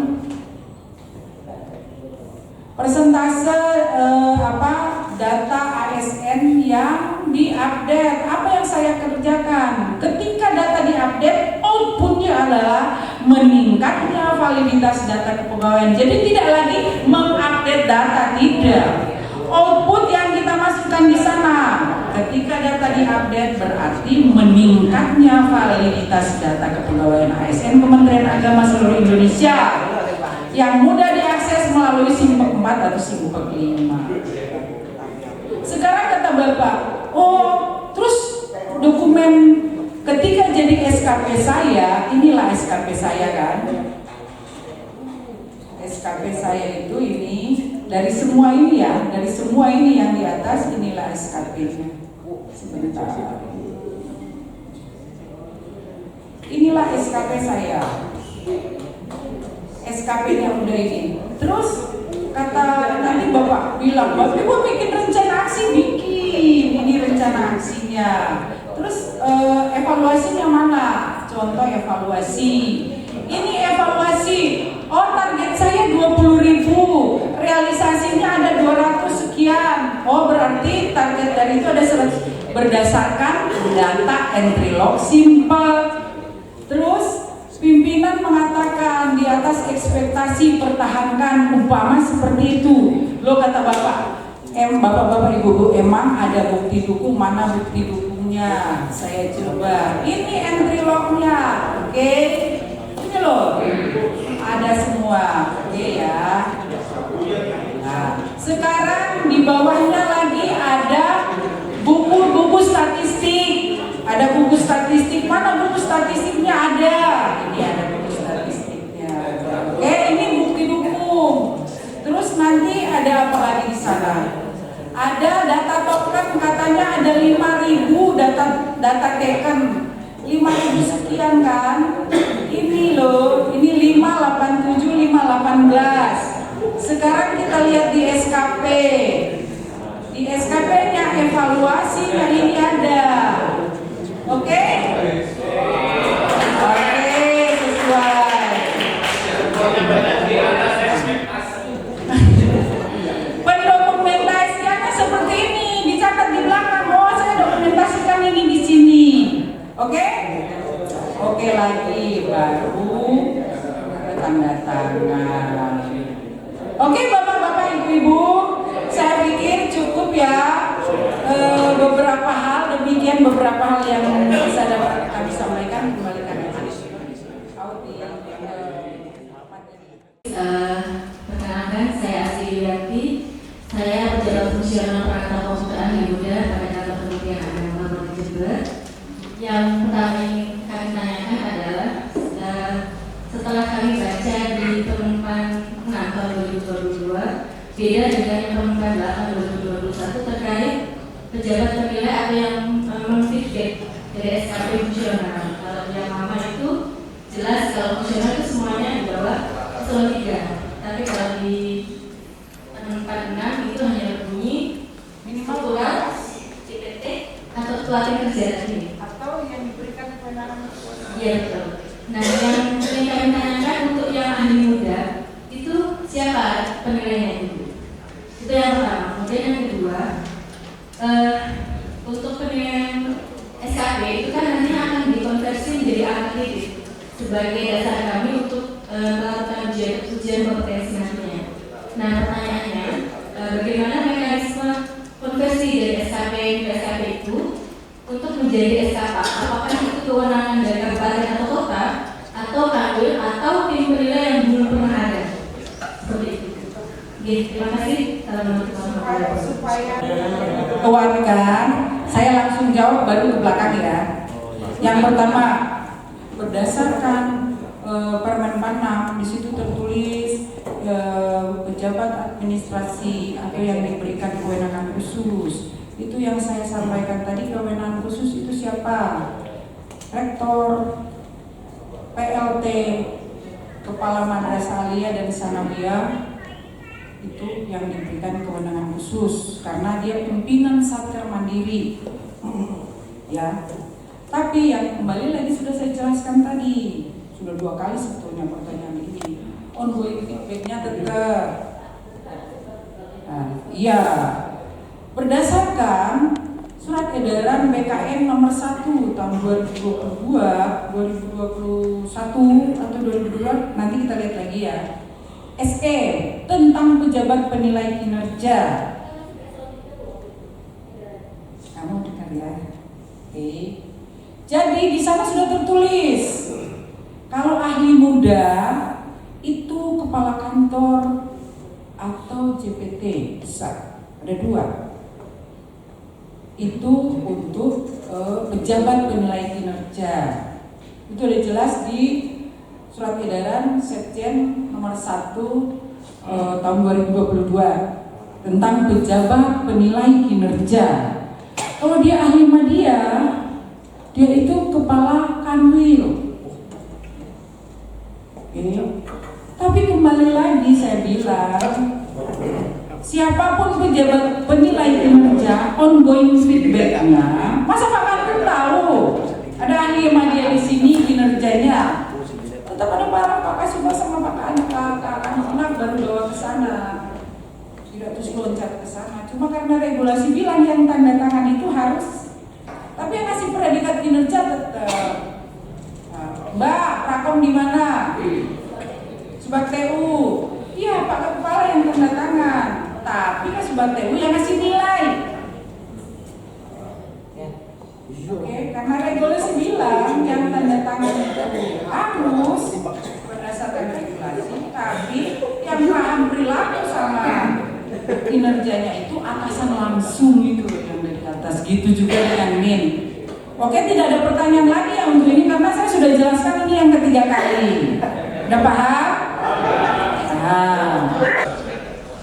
Kalau tadi disampaikan mengenai pengelolaan kinerja pegawai ASN ini, saya mungkin orang pertama yang paling muda dan gak dong gitu. Mungkin kalau banyak yang gak dong juga, karena Ibu tadi menyatakan bahwa materi ini disampaikan 2 hari, padahal ini baru 1 jam, maka saya gak dong gitu. Nah, di pembukaan Ibu tadi menyampaikan ada 3 poin yang disampaikan. Yang pertama adalah pembahasan tentang honorer, yang kedua tentang margin data, dan yang ketiga adalah pengelolaan kinerja. Nah, dari poin pertama yang honorer, kami merasa terima kasih sekali karena akhir-akhir ini 3 itu yang terakomodir gitu. Tapi di sisi lain masih banyak yang menangis untuk honorer itu karena teman-teman yang dari SMA yang istilahnya kerja itu bukan 1-2, itu 2 tahun itu ya 10-20 kan sudah puluhan tahun, namanya sudah 10-20 gitu. Itu yang masih menangis dan katanya juga ada akan penerimaan itu gitu. Dan kalau itu diaplikasikan, saya sangat terima kasih karena itu membantu sekali di tingkat yang paling bawah, itu honorer. Kemudian yang kedua tentang margin data kami berkali-kali sebenarnya input di SAPK mau disebut dan lain-lain. Bahkan saat SAPK saya saja yang di 2022 ini nggak naik-naik itu nggak masuk-masuk gitu. Bahkan dari teman-teman masih ada yang masih 2019. Apakah itu memang sistemnya? Apakah memang harus kliknya itu yang tidak diklik karena ada waktunya? Itu yang kami tidak paham. Sampai saat ini ada yang bisa dan ada yang tidak bisa. Nah, kalau itu terkait dengan dokumen tadi yang asli maupun yang fotokopian digitalisir, itu teknis lah. Cuma ketika kita sudah upload itu sampai saat ini ya hasilnya ya itu yang kedua. Nah, untuk yang paling ketiga tentang pengelolaan kerja, saya di tanggal 6 bulan 3 sudah menerima istilahnya sosialisasi dan BKN. Bahkan penggunaan ini harus dilakukan di tahun 2023 ini sejak Juli kemarin ini gitu.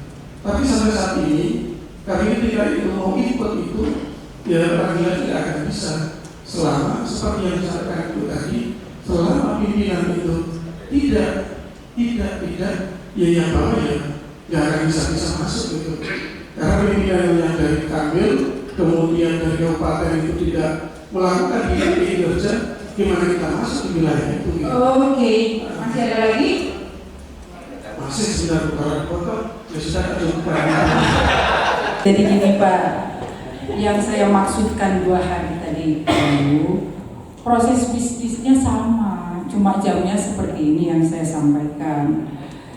Sebetulnya itu terima kasihnya kepada Pak Kasubag TU, izin Pak, ya gimana? Terus dulu.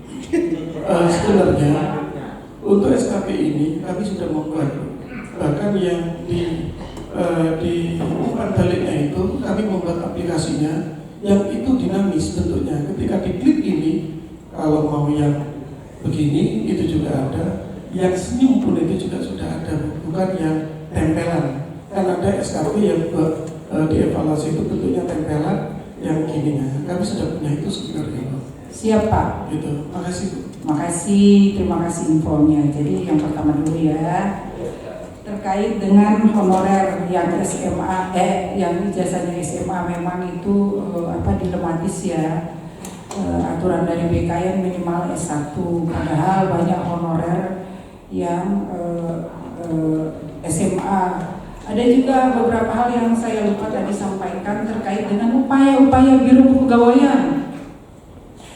Itu 9.000 itu Pak Karo sama Pak Sekjen nggak ada pemempan tambahan yang terakhir itu. Jadi upaya kita nggak main-main. Cuma memang dilema di kita itu pegawai yang honorer kan itu pegawai dulu kala. Ketika diperhadapkan dengan pertanyaan yang milenial, sudahlah dari 49.000 akhirnya yang lulus awal cuma 29. Akhirnya nggak ada pula Pak.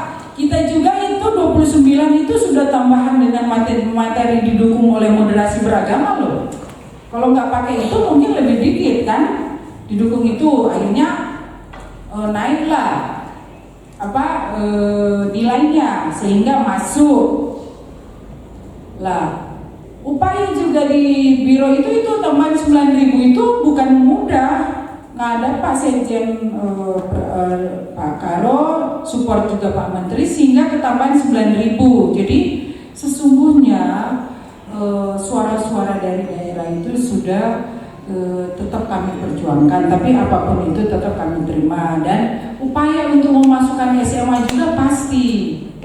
Cuma saya belum dapat informasi terakhir ya Pak, apakah formasi yang akan datang itu ada. Tapi yang jelas tahun ini ada CPNS ya, nah CPNS udah ya, itu yang pertama. Yang kedua terkait data simpak. Dalam data simpak itu ketika kita melakukan pemutahiran ada yang namanya verifikator. Verifikator yang approve. Ketika tidak di-approve nggak masuk dalam database. Lah, verifikatornya itu namanya adminnya ada di Kemenag.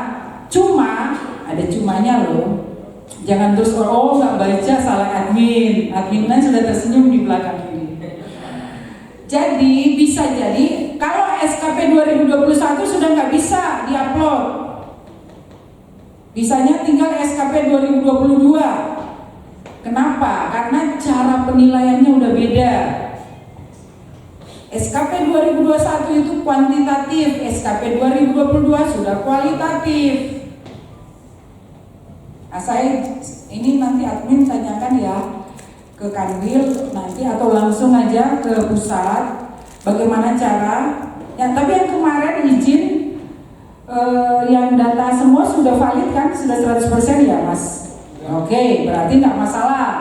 Tidak masalah Pak, berarti sudah bisa masuk. Karena kalau tidak masuk berarti yang masih ada data margin of error di sana, masih ada data kosong.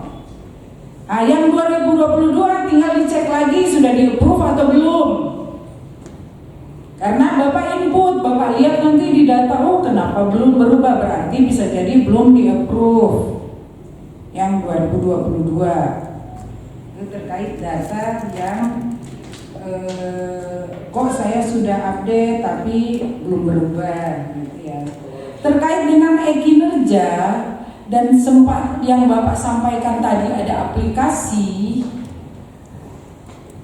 saya sudah melihat juga di mana ada buat aplikasi. Aplikasinya itu digeneralisir. Ada senyum, ada ini atau ada apa, cuma itu pilihannya, nggak bisa begitu Pak.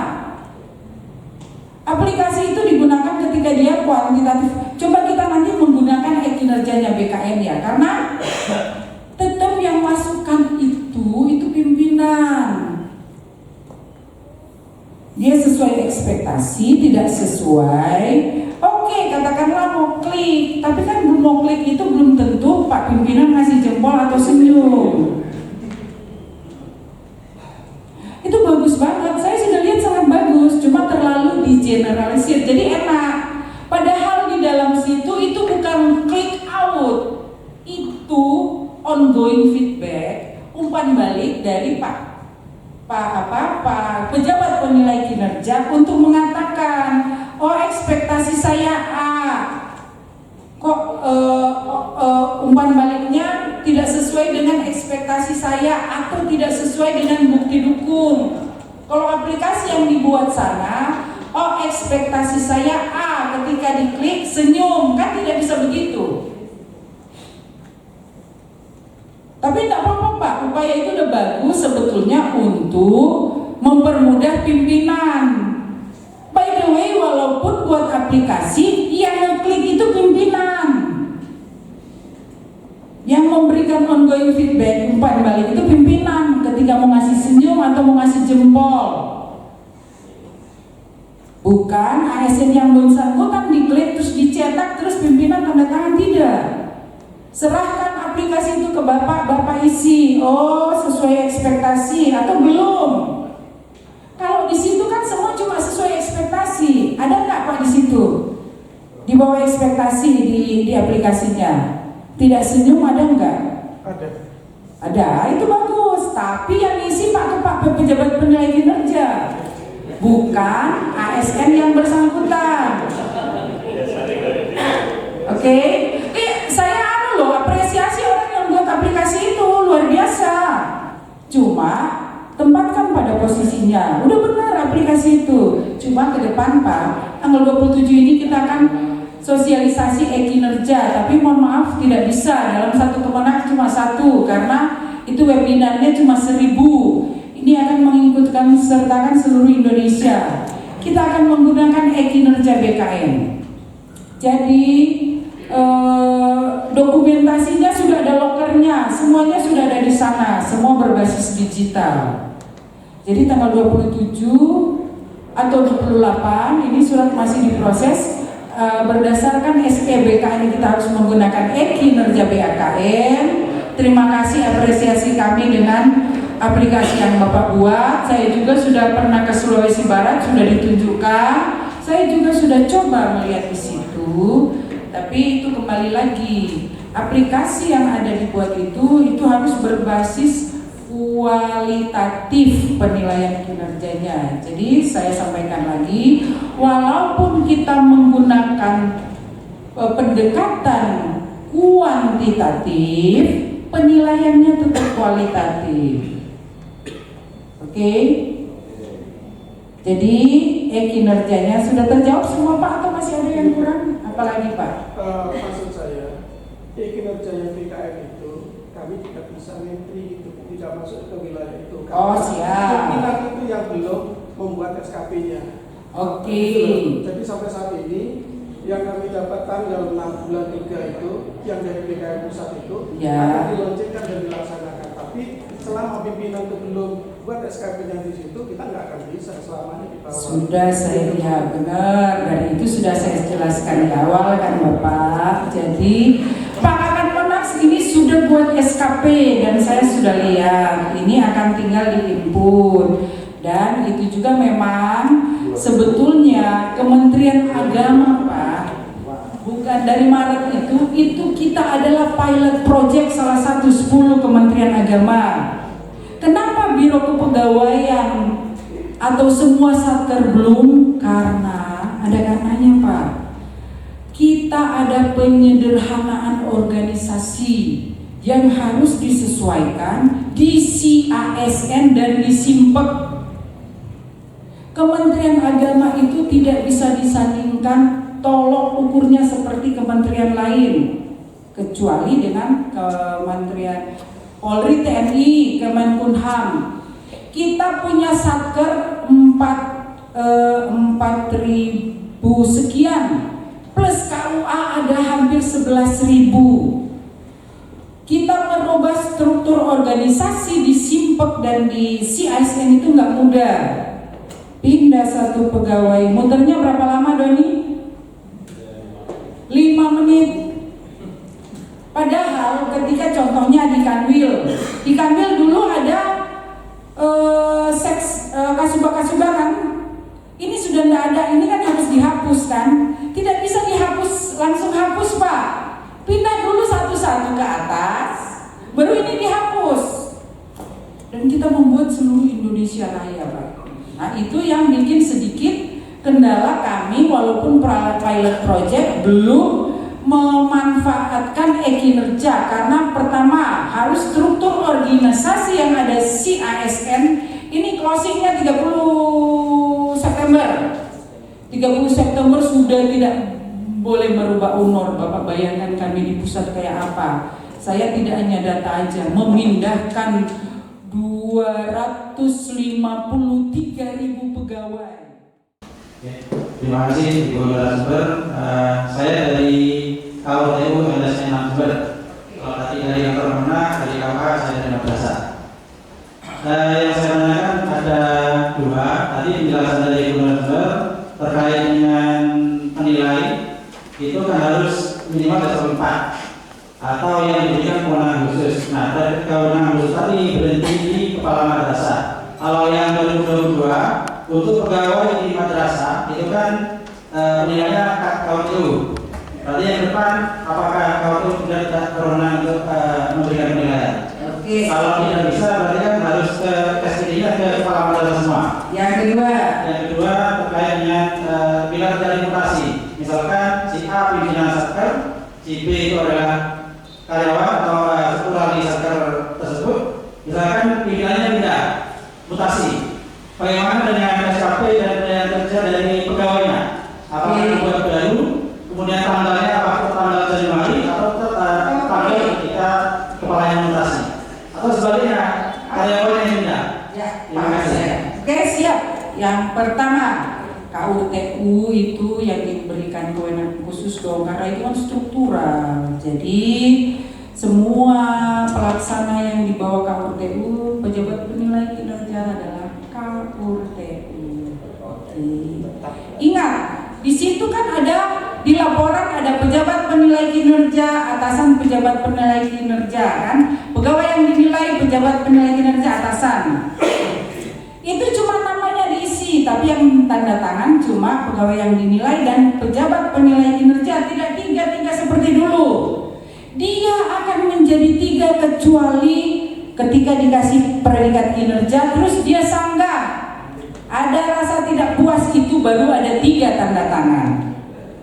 Oke, terus yang kedua terkait dengan mutasi. Tadi kan di situ udah jelas periodik. Coba buka yang periodik, yang di penilaian dong, penilaian kinerja, materi penilaian.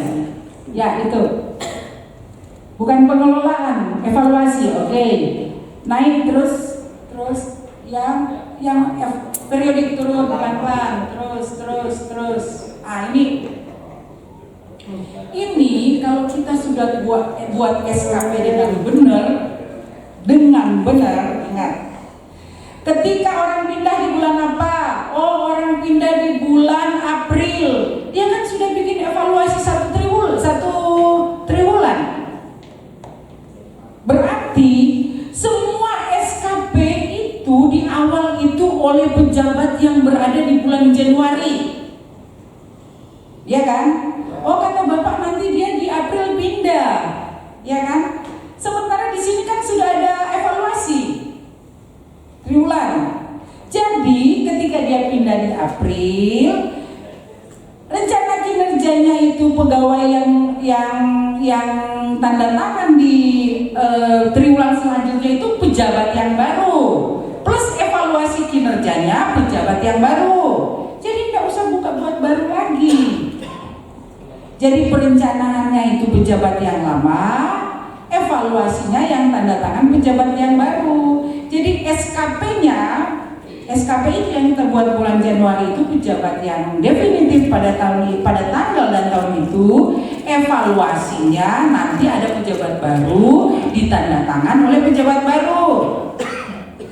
Sama laporan pertanggungjawaban. Jadi SKP sama lampiran SKP pejabat lama, evaluasinya otomatis pejabat baru, kan nggak ada masalah. Oke? Kalau pakai siklus penuh, Kalau apa? siklus penuh, jadi hanya di awal sama di akhir tahun. Ya iya, perencanaannya tetap yang tidak boleh pakai siklus penuh. Ini wajib, Pak. Evaluasi periodik itu wajib. Evaluasi itu wajib triwulan. Bahkan ada bulanan kan untuk pembayaran tukin. Jadi mau pakai evaluasi penuh pun Bapak, umpama 2022 yang sudah lewat ya, awal SKP awal yang tanda tangan lama, yang tanda tangan di evaluasi itu yang baru, yang pejabat definitif di waktu itu. Oke? Cukup sayangnya ya. Oke, baik. Sekian dari saya. Mohon maaf ya kalau ada salah-salah kata, kalau ada yang kurang berkenan. Terima kasih. Billahi taufiq wal hidayah. Assalamualaikum warahmatullahi wabarakatuh. Selamat siang, salam sejahtera. Waalaikumsalam warahmatullahi wabarakatuh. Terima kasih pada Bu Lilis atas pencerahannya terkait dengan Permen 6 tahun 2022. Dan meskipun agak mumet, itu adalah indikator materi ini masuk karena mumet itu. Kalau nggak mumet berarti tertidur, gitu ya. Nah, ada satu hal mungkin bisa kita garis bawahi yang dicontohkan tadi, alhamdulillah kasih haji ya, yang cascading dari indikator pimpinan, kemudian di cascading intervensi anak buahnya, tidak harus A1, bisa anak buahnya yang lain.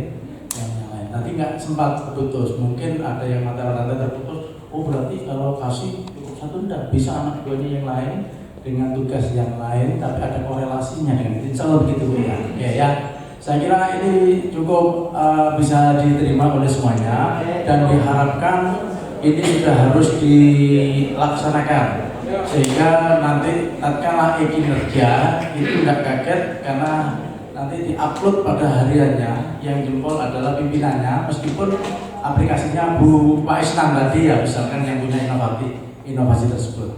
Itu Pak ya, Bu ya. Dan sekali lagi kami mohon maaf dan terima kasih atas kerjasama yang baik, dan mari acara ini kita akhiri bersama dengan bacaan alhamdulillah. Alhamdulillahirabbil alamin. Wassalamualaikum warahmatullahi wabarakatuh.